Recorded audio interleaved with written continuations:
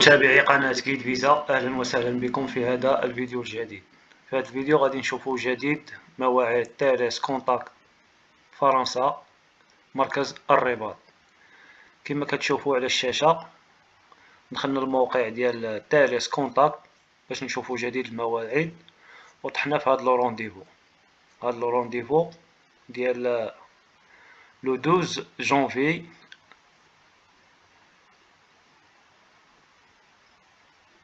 هاهي كما كتشوفوا لو 12 جونفي 2024 12/1/2024 على الساعة 8:30 صباحا. هيا confirmation de rendez-vous. Si vous confirmez, vous ne pourrez pas revenir en arrière et votre rendez-vous sera pris.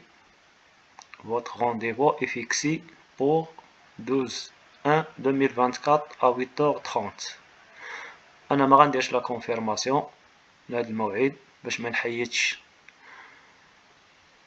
فرصة لإنسان آخر في حاجة لهذا الموعد. أنا فقط بغيت نبين لكم بأن المواعيد راه كتكون مرة في التاليس كونتاكت ربا الفئة. هذا رونديفو خاص بالفئة الثانية، يعني الناس اللي سابق لهم محاصلين على فيزا شنغن من دولة فرنسا.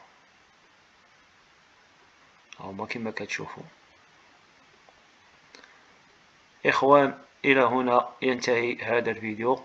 ما تنساوناش بلي لايك والبارطاج، والناس اللي كيهمهم الأمر يدخلوا للتاليس، راه لي رونديفو مرة تيكونوا. على فكرة حنا دابا راه الساعة 6:52 تقريبا.